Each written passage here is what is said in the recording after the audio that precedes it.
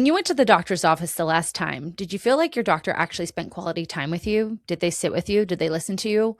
Or did you feel rushed? Did you feel like you weren't listened to and that you had more questions than answers when you left? If that's you, then this episode is for you. Today, I am interviewing Dr. Sheridan James, who is a board-certified internal medicine and functional medicine certified physician, specializing in concierge primary care. She is passionate about prevention, longevity, and uncovering the root cause of illness through a personalized, relationship-based approach to her medicine. Her practice in Scottsdale, Arizona focuses on comprehensive wellness, hormone optimization, metabolic health, nutrition, and lifestyle medicine. By maintaining a small patient panel, Dr. James provides highly accessible, individualized care tailored to each patient's unique goals and needs. She is committed to helping patients achieve optimal health and live their fullest lives. Dr. Sheridan is a former NCAA Division I soccer player, and she carries her lifelong passion for nutrition, movement, and optimal performance into every patient interaction. I am so excited for y'all to meet her. Welcome to the Mindset Mirror Connection podcast, the podcast where we have honest conversations about food, body, exercise, and mindset. I'm your host, Christina Hathaway, licensed associate marriage and family therapist with specialized training in food and body obsession, certified personal trainer and nutrition coach. And we have candid conversations about how your mind, your body, and your identity are one integrated system and teach you how to treat it accordingly. So if you're a high-performing individual who loves educational, thoughtful, and no bullshit conversations around health and wellness, you're in the right place. Here we believe what you say in your mind, you see in the mirror. So let's have a conversation about that. Everybody, welcome Dr. Sheridan James. Yay! Hey. I always say, as my listeners hear this, they're like, this is where Christina says she needs an audio or it's an audience clapping. That's Which I'm right. sure I can find. But here, there's all this media sound effects. Oh, let's see, clapping. There we go. That's my first time doing that. Okay, for real though. Welcome, Dr. Sheridan. Thank you for joining us today. Thank you for having me. I'm excited to be here. Yes. So for those listening, I was invited to an event and I didn't know what to expect. My good friend Lisa, who's been on this podcast, Lisa Moore, was like, "Hey, can you be my plus one?" I said, "Sure." And I showed up and you were literally the second person I met and we started talking and I'm like, "We need to know each other." And our love has blossomed. So That is right. I had the same thought. I was like, I need to know you. yes, and here we are. And I'm just so excited because I really enjoy connecting to all professionals who look at health from a deeper lens, right? A more vast lens instead of, you see a lot of specialists and they focus on a very narrow scope of what it means to be healthy or how they can support you, whether they are a physician, whether it's a trainer.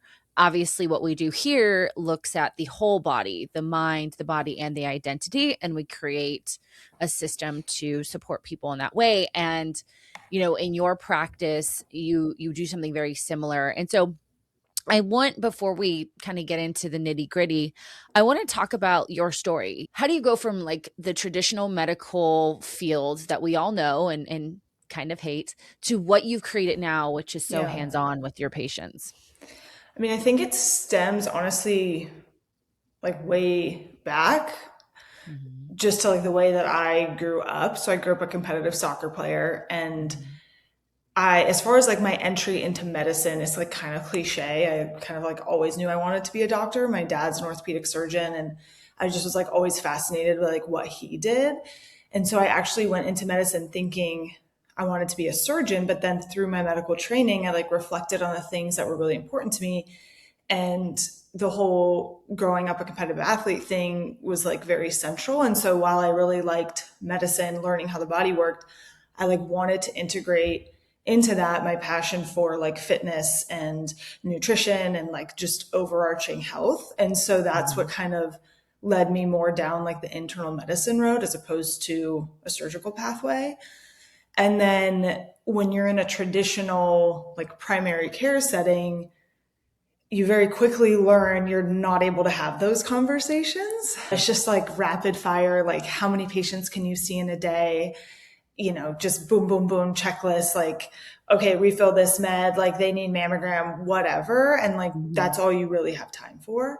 So I think I always knew I wanted to like have my own practice of some sorts, but I think I just was like, this is not even, there's just no way. You just can't have those conversations. And so that really pivoted me to create my own practice and make it more the concierge style, because when it's concierge, like you spend as much time as you need with somebody and Right. those conversations are lengthy. So yeah, it's been great. Yeah. I love that because it sounds like not only did you realize that like in vivo, like working with patients, but also to be able to take from something that you're so passionate about, Yeah. health and wellness, something that, I mean, I was a dancer my whole life and just knowing like how deeply rooted that is in an athlete's life, and Hmm. then being able to what I sounds like you said, like ask yourself like how can I help people as a Right. physician, but also bring in this passion that I have because I know that it's going to help them even further, which I love. I think that why and that meaning behind it probably is, I'm not going to say probably, I can guarantee is exemplified in your practice, and I'm sure your patients feel that passion for helping them, which you don't get a lot in traditional medicine. You and I have Yeah. talked before about my own experiences. We talk a lot. We've interviewed everyone from birth trauma specialists and the struggles that mothers have had because of providers to OBGYNs and different practitioners. But, you know, for you to be able to spend that time and give clients or patient, I say clients because that's what I say, your patients attention, it's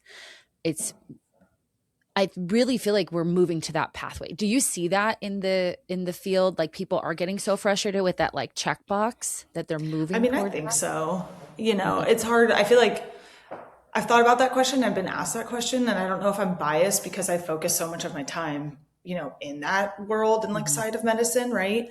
But I mean, I definitely think people are like the general population is getting frustrated with the medical system. And I think from a practitioner standpoint, there's a lot more doctors that are going the concierge route. I mean, there's a lot of different models of concierge these days as it's become more popular as a way Right. to practice. But I mean, I think it feels like there's definitely this health shift. Like, I think people are starting to like wake up a little bit to just the state of health in our country and that the way our medical system is set up, it's very reactive. And if you want to live a long, meaningful life, so I always like to say, like, your health span equals your lifespan, right? There's got to be a change. And so, Mhm. adapting models like these allow for, I think, people to take those steps. Yeah. You use a great word there, reactive, you know, Hmm. and what you're providing is proactive and helping people to stay out of the doctor's office ultimately. I always think about my clients. I'm like, I want you to fire me eventually Right. because you're doing so well, right? Right. And some people will listen to that, like, but you're gonna work yourself out of a job. Like, no, that's not actually gonna For happen. sure. But talk to our listeners. Some of them may not understand what like a concierge internal medicine looks like or a practice looks like. And Yeah. how do you create that proactive response to medicine and health? I mean, yeah, like I said, there's a lot of different models, I think, these days to concierge, but I mean, in general, what that means, usually it means that there's some like annual fee that people will pay to be in the practice. Some models will bill insurance for visits, other things, some models don't. For me specifically, there is that annual fee, and then that includes like immediate access. So all my patients have my cell phone number. It's a little bit more old school. It's just me and my medical assistant. So if you're trying to get a hold of us, it's not like some big phone tree that you're having to navigate, sit on hold for. You just call or text me, right? Or call or text my MA. And then with that, like, you have same day, next day appointments. Your appointments are longer. So my physicals and new patient visits are an hour to an hour and a half as opposed to a 15-minute appointment. And you're able to take those deeper dive questions. And for me, a lot of the way that I structure things, I've integrated functional medicine into the way that I practice. So I have additional training and certification in that.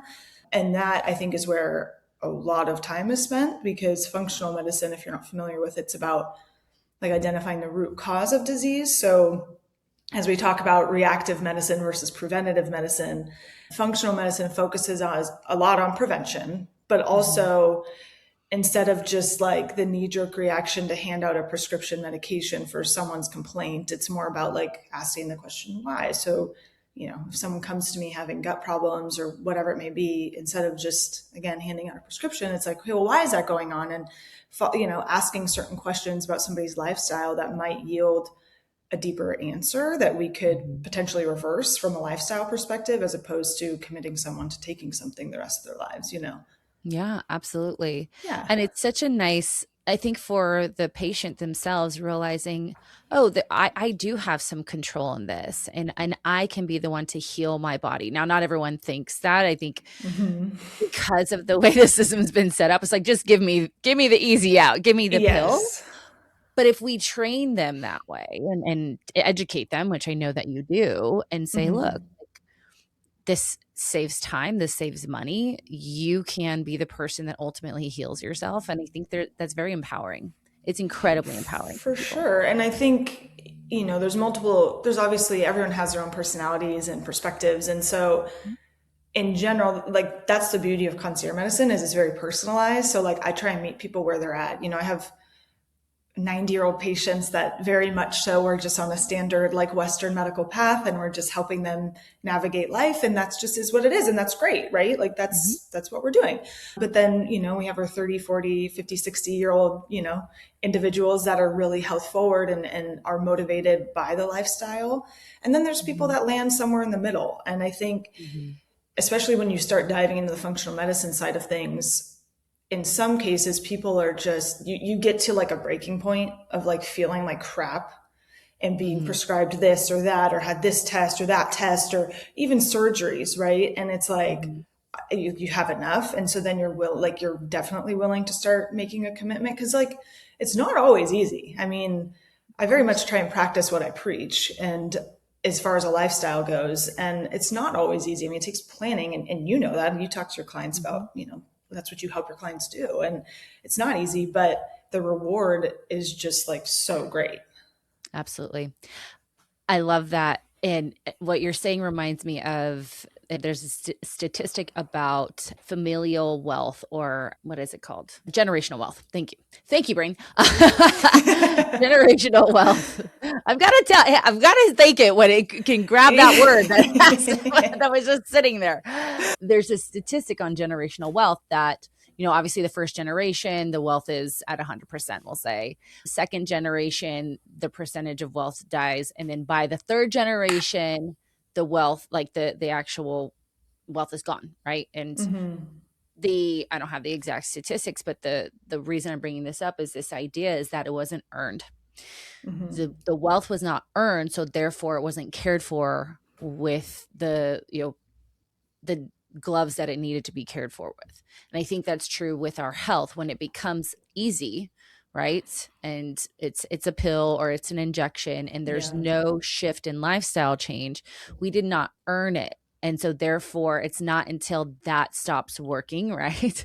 That we Hmm. realize like, oh no, I have not set this Right. up. And I feel like people then panic, right? And it's either they've had a poor like you said, they just feel terrible. I see this in the therapy world where we're just throwing medication at someone and then those medications have terrible side effects. Yeah. So they feel very terrible, or at a certain point, the body just stops reacting to Yeah. that prescription. And then that kind of, you know, work of creating lifestyle change and changing diet habits, all of those things that, like you said, is very difficult. And I think that's important for the listener to hear. But the reward, it's earned, right? Hmm. And when it's earned, it's likely to last, For whereas sure. it's not. And so I love that. When you I'm curious about the root cause that you had mentioned, getting to the root cause, really trying to understand, why someone's coming in with whatever ailments or symptoms that they have. I'm curious about where you felt barriers to that, where your brain, because I had a very similar response in where I've come to create like my program. Like, where were you like finding that friction in the primary care or the traditional primary Hmm. care? that you're like, I want to dig deeper. Like, I want to know more. Yeah. Are you tired of wasting your money on diet and exercise program that leave you feeling pretty much the same? You're spinning your wheels, but the food noise is still there, the body dysmorphia, the overtraining and not seeing results, the emotional eating, it's all still there. But you don't think you have an option because they're pretty much all the same. What if the next program you invest in combines therapeutic practice with exercise and nutrition science and behavioral change? What if this program focuses on what you say in your mind so that you can have a better relationship on what you see in the mirror? Hi, I'm Christina Hathaway, licensed therapist with specialized training in food and body obsession, certified personal trainer and nutrition coach, and I'm the founder of the Mindset and Matter coaching program. Here, we see your mind, your body, and your identity as one integrated system and treat it as such. We focus on your self-defeating beliefs and understand how they impact your behaviors and thus the outcomes that you feel stuck in. We do this through the Mindset Method, my psychological curriculum that I've curated with over 15 years experience and adapted it to you, the average woman, and this coaching program. This is one method, one program, one coach, and let's face it, the one area you've probably never done the work on. So if you're tired of spinning your wheels and wasting your money, check out the link below for more information. I don't know that there was any like one specific thing. Not that there would be, but I think I've just always been of the belief that if we treat our bodies right, like we're gonna feel the benefits of that in a way. And I just, in med school, we're taught, X, Y, Z symptom, put those together. This equals this diagnosis, prescribe this pill. These two symptoms, this equals this diagnosis, prescribe that pill. And don't get me wrong. I mean, there's definitely a role for Western medicine, and I'm very glad that I went that route as for my training, because I think there's a role and purpose for that. But I felt like through training, I always just was like kind of like fighting we're like missing something, I mean, I literally quit drinking soda when I was 12 because to me, that equated to being like a good soccer player. Like that would give me like some sort of edge, right? And Right. So I just felt like, I don't know, man, we're like prescribing all these meds. These have these side effects. You wind up 75 years old on 20 different medications. Half the medications you're on because it's treating a side effect of another medication. And people are falling, people are dying because of this. And so it's like, what is happening here? And I've gone through different avenues, and I've always found myself like reading other ancillary books, alongside my standard training, whether it was med school or residency. And so it's just like over time, like created this, perspective that I have when I approach a patient. And so I don't know if that fully answers your question, but yeah. It's that curiosity. You Mm-hmm. used the word that the edge, right? And I think from my experience, individuals who have access, obviously access is important to note, and individuals who are more educated, which also comes with access, are looking for the edge, right? It's like, I Mm-hmm. could take this medication, but I'm also aware enough that even for them, there's something deeper. And to be able to come to someone who has both, who is able to do, your Western medicine plus the integrated health, I think that is where the edge is, because you can, like you said, if there is something that's needed in regards to medication, you are able to Yeah. prescribe. Whereas like I work with a lot of naturopaths, they don't have the prescription, the ability to prescribe medication. But and then also being able to say, well, then let's if you're willing to do the work, like let's do the work and be able Yeah. to prescribe that, like habit prescription as well. And Mm-hmm. I feel like our clientele is very similar. They are Yeah. that word edge I hear often. For You might not sure. hear it as much, but it's just like I want to be the absolute best version of myself that I can be, Yeah. and do it autonomously, do it where I'm not dependent on anything. And I think that's a really great shift that at least you and I see. Now, again, that's not true for everybody because Yeah. they are limited.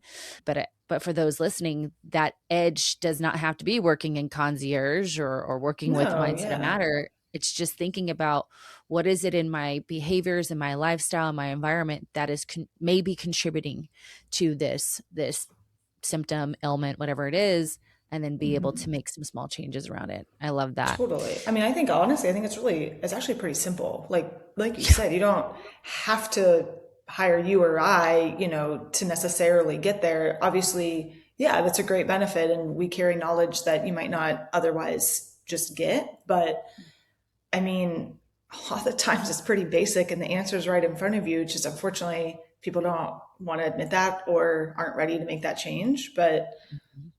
you know, I think that's important to talk about. I mean, for listeners, what are some of this?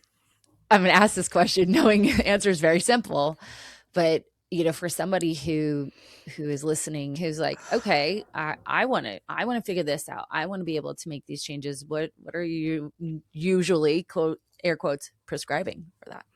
yeah. I mean, obviously, when I'm seeing someone, we really go into depth with their lifestyle stuff, and then we utilize labs and other things too to like tailor that plan. But I would say, like, I'm a very big believer in foundationally, like, food is medicine, and that sounds super basic, and it is really basic. But I try and get really nitpicky with people because that's my job, is to try and optimize, not just like satisfy it saying like normal or like what's just average or okay. Mm, Like, I try and really, nitpick things. So, I mean, basically single ingredient in foods, right? As much as you can consume single ingredient foods that are just real, natural, there's no like nutrition label on it, eat that. Like, eat yeah. that, eat highly quality source foods. And I can guarantee you're already going to feel like so much better if you focus on that. Do I expect anyone to do that, every day, every meal of every single day for their whole entire lives? No, it's, everything in moderation. And there's, I think, a huge aspect of life is finding happiness and joy. And so if some of that is going out and eating the cake because you're celebrating, something, or it's your birthday or whatever, eat the cake. But like, Right. it can't be that there's always going to be an excuse. There's always going to be a reason to have the drink or to eat the cake or to do whatever. So it's fine tuning that and saying, keeping those to truly like celebratory things and in moderation, especially around the holidays, right? It's hard. It's always going to be in front of you. And that's where I think the challenge can lie is finding like, it's not even self-restraint. I think it actually more so lies in like the confidence to combat social norms and like fitting in with everybody else that you're around. So I think food is medicine, eating real foods, quality nutrient dense foods. If you are going to eat something like packaged, which we all do, it's convenient and we're all busy and do that. Mhm. At least there are so many like better for you brands now. So Mhm. utilize tools like a Bobby approved app that you can scan something and say, okay, look, there's no seed oils, there's no filler, there's no dye. Like, those small Right. changes over time go a huge way.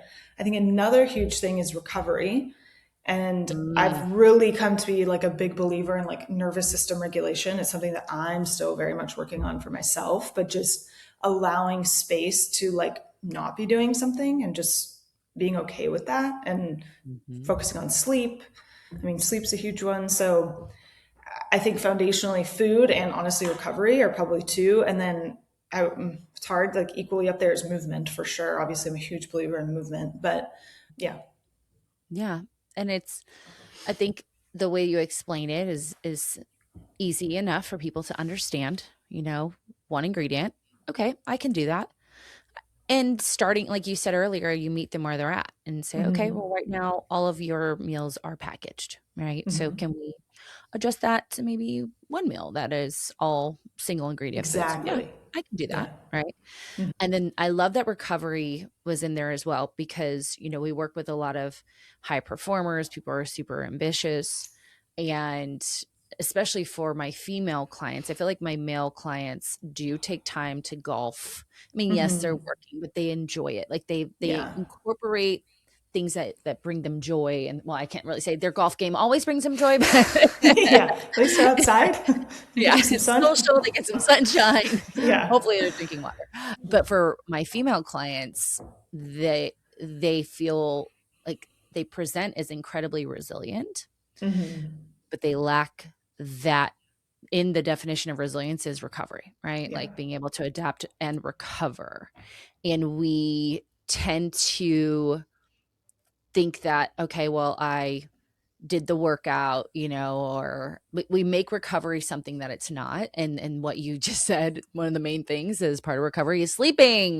We need to Yes. sleep. We need to protect our sleep. But, for my clients, they tend to push that time of going to bed further along, especially during high stress times, which then, as you mentioned, affects their nervous system. Yeah. And, there are so many ailments that come from chronic stress. Maybe you can chat about that a little bit. Yeah. Someone who stays in that heightened stress state, what do you see in your own practice?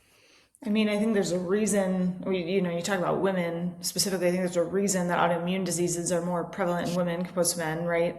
But I mean, that chronic state of like go, go, go, fight or flight. And I mean, I see men and women almost Mhm. equally, but slightly more women or females than men, and a lot in perimenopause, menopause, and those hormone shifts in combination with like this nervous system that's just not regulated. I mean, classically, we're going to see like difficulty losing weight. Sometimes that's gut issues. It definitely creates this negative feedback loop with sleep and can make sleep, more difficult to attain if you're not truly letting yourself kind of like rest. So, I mean, it can manifest in so many different ways. And that's why I think it's so important to really prioritize that. And especially like with a lot of, I'm sure, patients, clients that we share with, like, they're very driven and motivated and type A, and they don't get to where they're at without necessarily being those things. But it's not like, okay, I want to do more, so I'm gonna go to bed later, wake up earlier, or, whatever. It's Mhm. having this protected recovery that I think ends up going a really long way. So, it's not easy. It's not easy. I think that might be one of the harder things to do because, you say, oh, like meditate, and you're like, I can't shut my brain off. Or, like, because people are like, oh, well, working out is my, form of relaxation. But to the body, that's actually still a form of stress. Like, it's a good stress, but it's still a form of stress. And so Mhm. it's trying to work with people and integrating different ways that resonate with them. And hopefully one over time, does land and they find that they're able to do it. Even, it's like you said with the meals, right? Even if it's nothing and it's like, okay, it's 2 minutes a day, that's great. Let's start there. Or not even a day, like 2 minutes a week, just start there. And then, build up as that becomes comfortable. And like I Absolutely. said, I'm still working on it too, but Yeah. No, I love that because number one, yes, always for the listeners, always meeting yourself where you're at and not thinking because you'll especially with social media, you see these people who have this, 18-step morning routine and someone thinks, yeah. okay, I'm going to do that. And it's like, well, you have 0 steps in your morning Yeah. routine. So let's start with step 1. But when it comes to recovery, what I've noticed with my clients is when we increase the way I explain it to my clients, it's like a boombox, and you have Mm-hmm. nutrition, movement, planned exercise, recovery and stress management, and recovery and sleep, excuse me, and stress management. And we always talk about we're never turning them all the way on, we're never turning them all the way Mm-hmm. off. We just adjust, and depending on Mm-hmm. what's going on in our lives, we make small adjustments to that. When we turn up that knob of recovery, and then also you said this so well, we work on the beliefs about themselves of slowing down, because that can be Mm-hmm. really a challenge. I'm sure you experienced this, like, I Yeah. can't slow down. Like, I feel uncomfortable when I slow down. I feel I'm being lazy.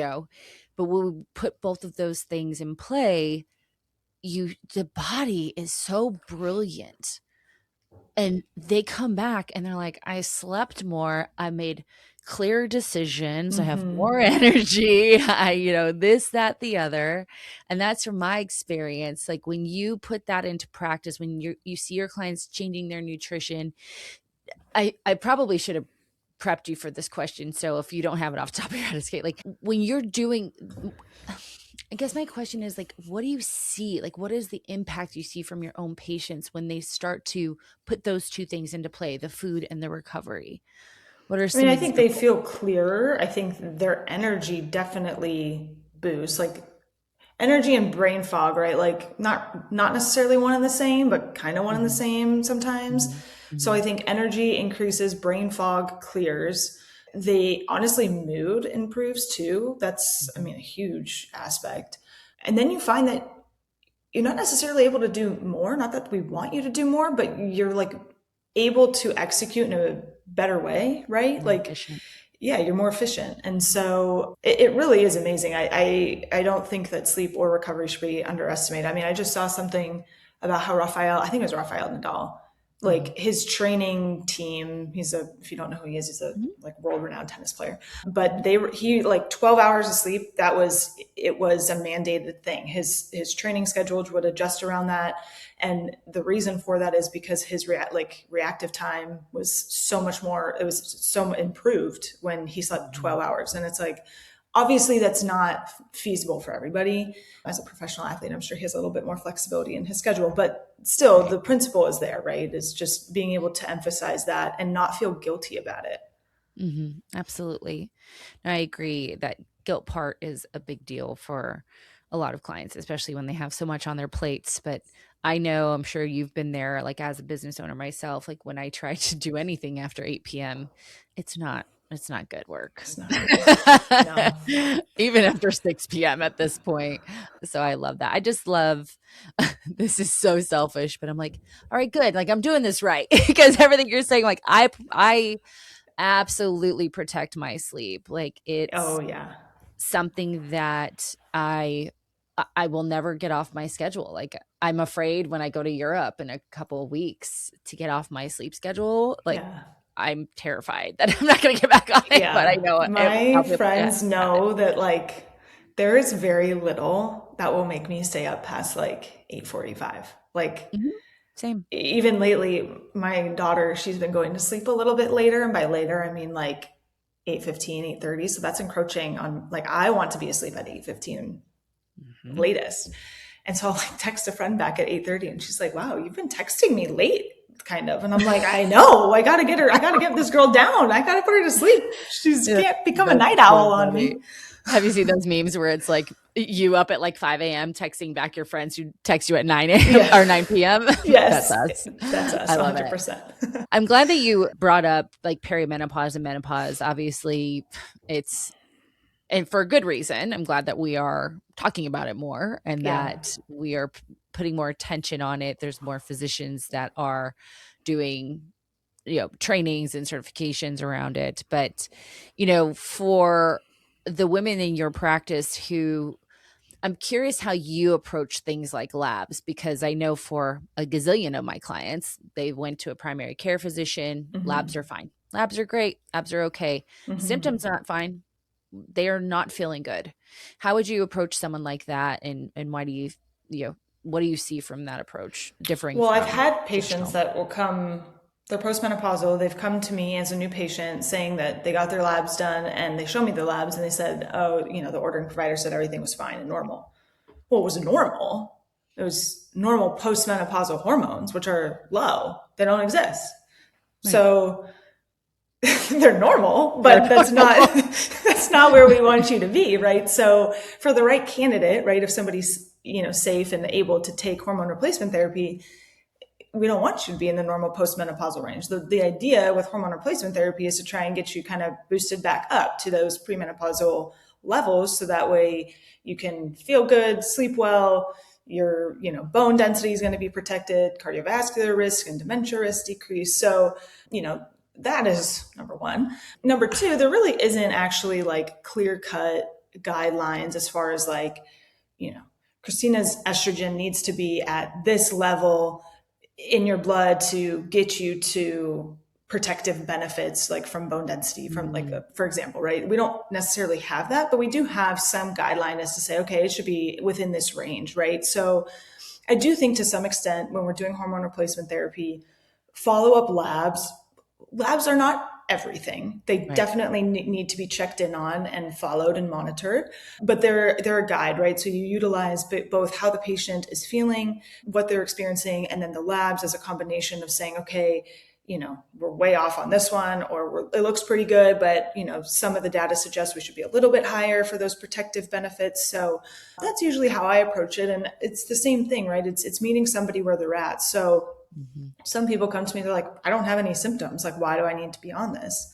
And so, I don't think it's my job to force anybody to do anything. It's just to present them options. And so if Right. someone is in that realm where they're fortunate enough not to have any perimenopause or menopausal symptoms, then we say, okay, well, Are you a candidate? Yes. If yes, then do you want to be on these things from a prevention standpoint? So you might not be feeling anything, but do we want to protect your bones? Do we want to try and decrease cardiovascular risk over time, and as well as dementia risk? And those might be other reasons to put somebody on hormone replacement therapy to help ease that transition and support your system, as you go through those phases.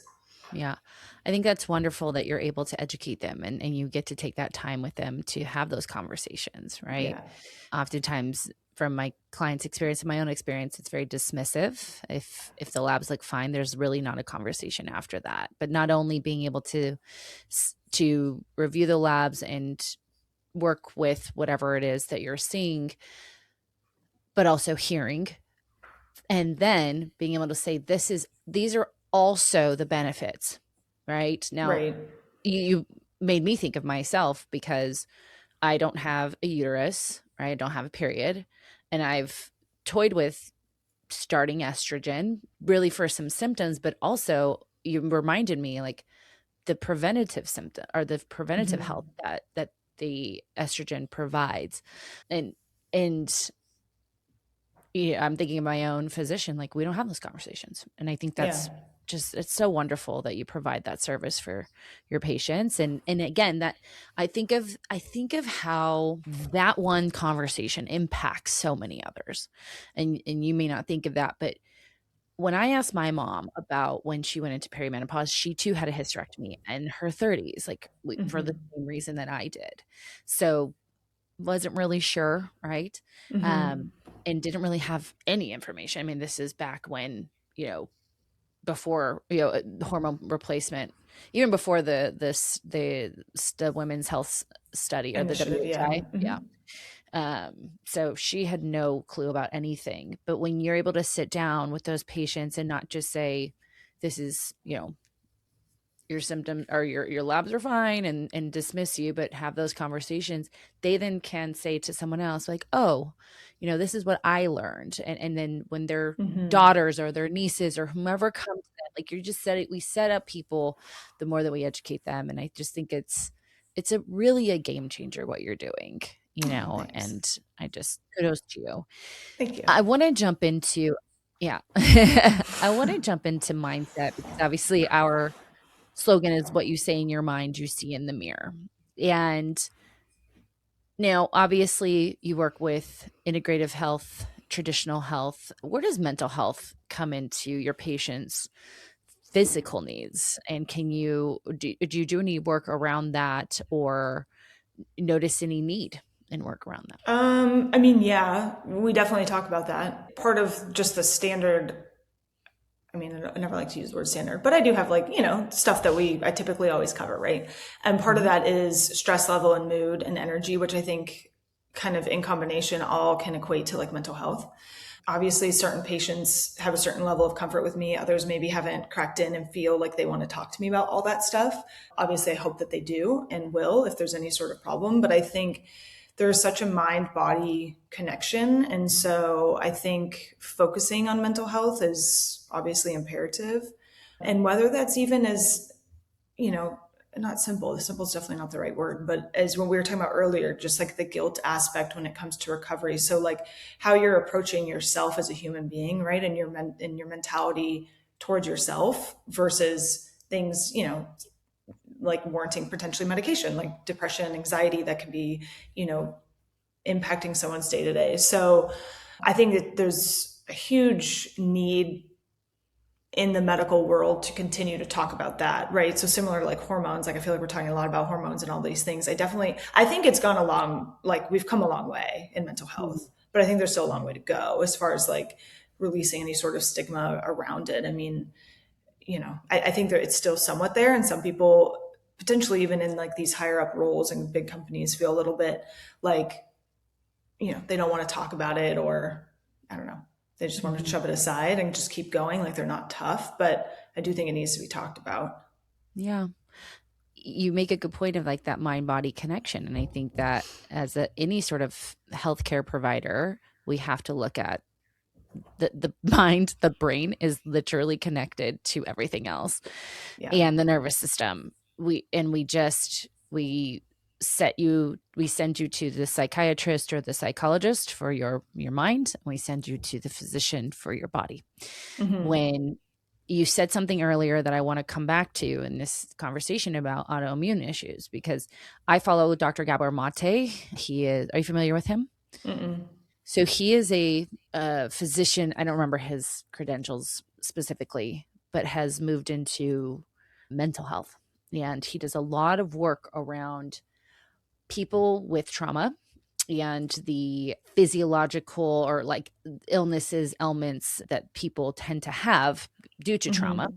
But then also looks at things like you said earlier, like your boundaries and how are Yeah. you expressing yourself. And I literally had a conversation with a patient or client yesterday who is pregnant and in a time in her relationship that is stressing her out so much so she's vomiting. And I Yeah. said, it's because I said, until we verbal vomit, we're going to physically vomit. That's what I said to her, you Yeah. know, and it like blew her mind. Like your body is responding to you pushing down and pushing down and Mm-hmm. pushing down. And it's physically showing you Yeah. like, I can't stuff anymore. And when we can combine those two, which you're doing, I just feel like it's a game changer. And just to finish my thought, like what he talks about is people who have low boundaries, who are people pleasers, often are more likely Yeah. to To end up have, with an autoimmune yeah, diagnosis. It's for crazy. sure. I mean, it is crazy, but it's like, it's, when you think about it, it's actually, it kind of makes sense. Like your body's just like revolting itself. It's like, I can't do it anymore. So we're just gonna like, we have to fight something. Right. And Yeah. so I'm actually reading this book. I'm not that far into it, but it's very interesting. It's called Unlearn Your Pain. Mm. And its premise so far is more so directed to pain, but it also talks about autoimmune diseases and just basically how, the pain that someone might feel, it's not made up, it's not in your head. You do feel the pain, but the solution doesn't necessarily lie within the body. So like if you take an example of two people, they have the same exact MRI scan of their, cervical spine, right? They both show degenerative disease, disc bulges or whatever. One person has pain, one person doesn't. So if the anatomical stuff that we're seeing on the MRI is the cause of the pain, why don't they both have pain, right? And Hmm. so it talks about just basically, again, that mind body connection and how it could just be a physical manifestation Hmm. of whatever's trauma or nervous system dysregulation or other things are going on. And it was interesting because, I mean, you know this about me, but I've been a very big believer in this. So when I went through my own trauma, I wanted to like address it, and so that I wouldn't wind up having stuff from repercussions down the road. But our son was stillborn 3 years ago, and the anniversary was coming up for his birthday, and I like was getting like these really bad stabbing headaches. And Hmm. I like had kind of just started this book, and I was like just telling myself, I was like, you know what, this is a stressful month. Like I get it very anxious leading up to this, and I felt like vocalizing it and like just letting myself release it. Like all of a sudden the headaches like went away, and it was Yeah. just, it's crazy.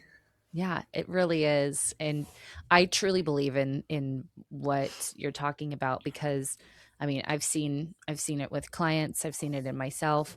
I think I think I had mentioned this to you. There was a training, it was on assessing movement patterns.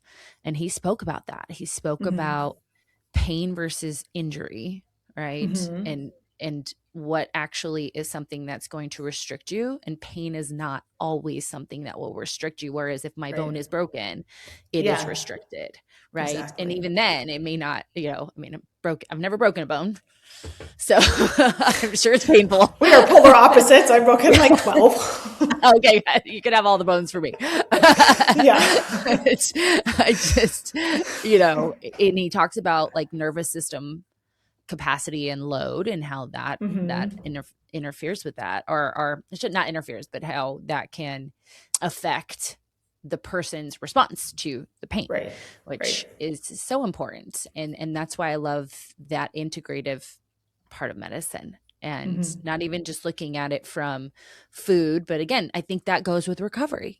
Stress For sure. management is a part of recovery, stress management is part of mental health, Mm-hmm. and being able to being able to ask questions, because everyone, I think, will ask about energy, maybe ask about sleep, but then it's that secondary follow-up, and having the time to Hmm. ask, okay, well, and I always think about this because one of the gals that I've interviewed said this to me, when we're asking about why a postpartum mother is not sleeping, we don't just assume it's because the baby's waking up. We ask those secondary follow-up questions. Hmm. So, well, what's keeping you up? What is simple question to ask, right?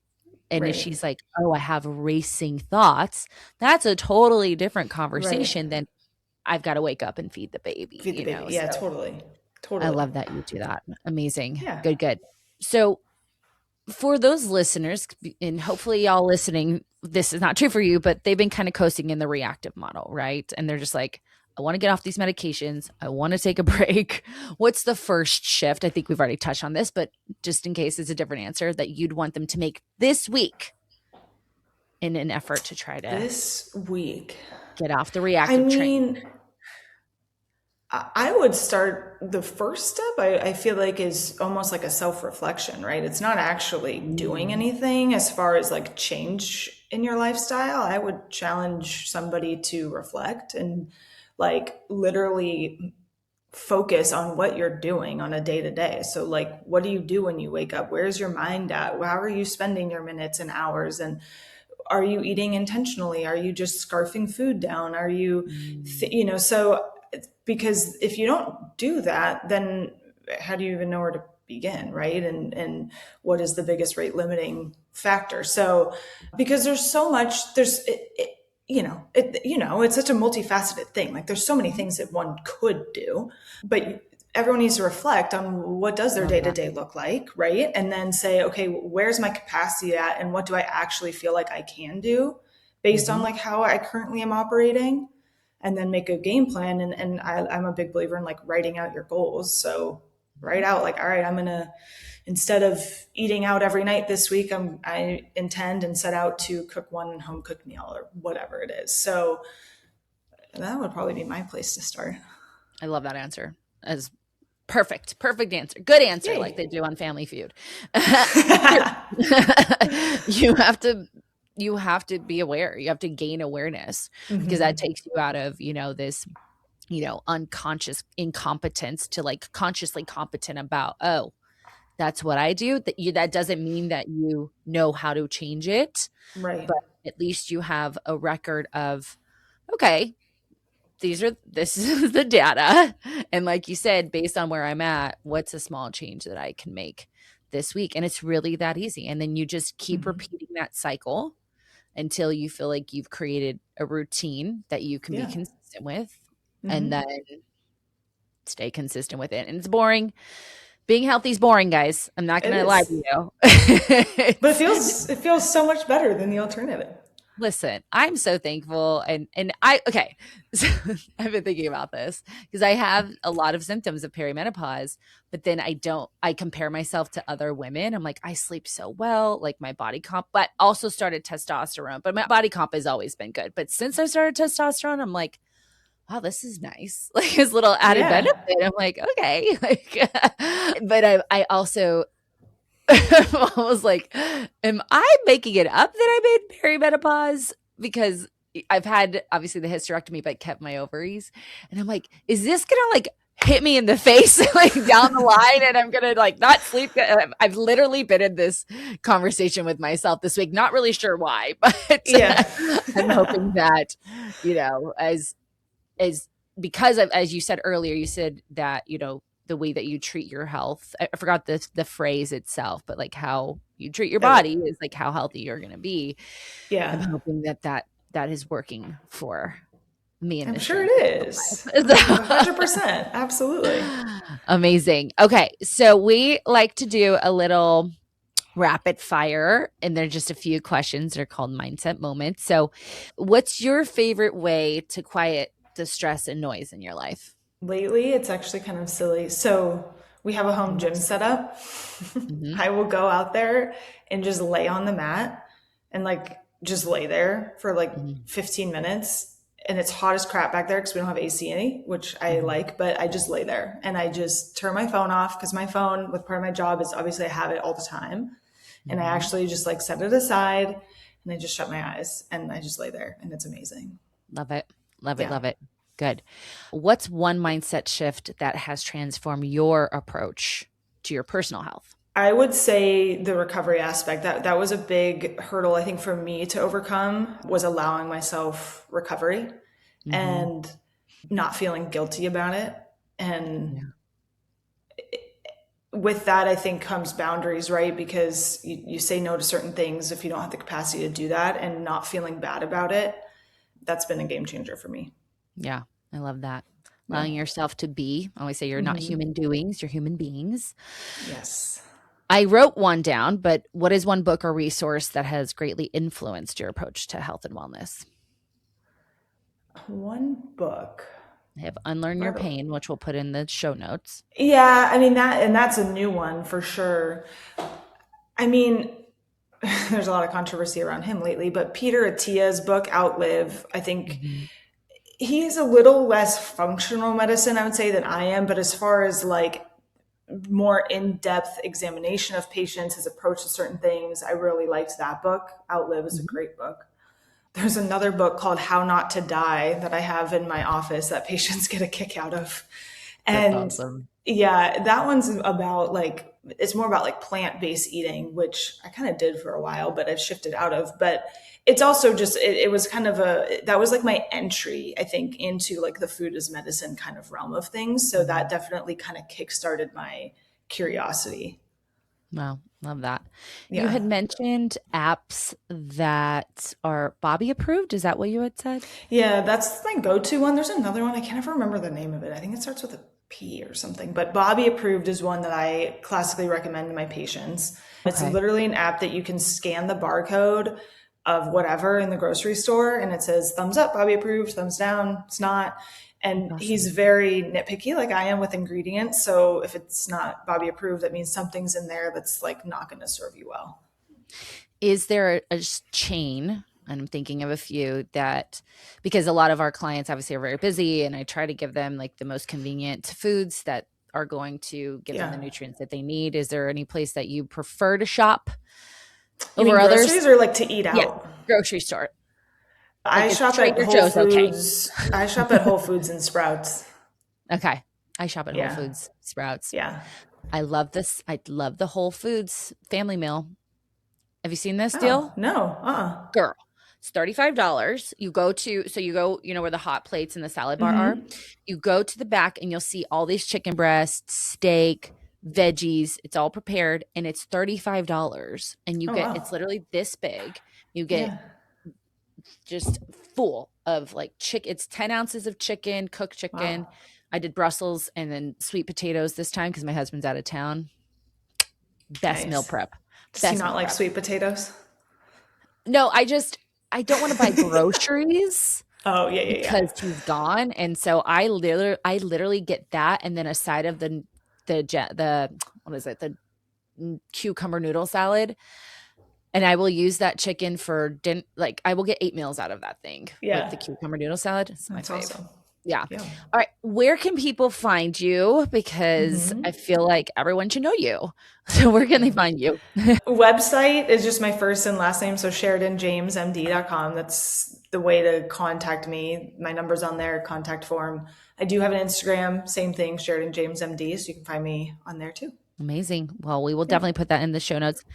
Thank you. I appreciate this conversation. I'd love to get you back and talk about, more specifics. This is kind of high level. I want to introduce you to our audience, but Yeah. I just, like I said, I think that what you provide, it really just shows your character in that, not that the physicians in these positions are, they're bad people, but to want to connect to patients and learn them and spend time with them so that they can be the healthiest versions of themselves. It's very noble. And I just think it's such amazing work. So thank you for what you do.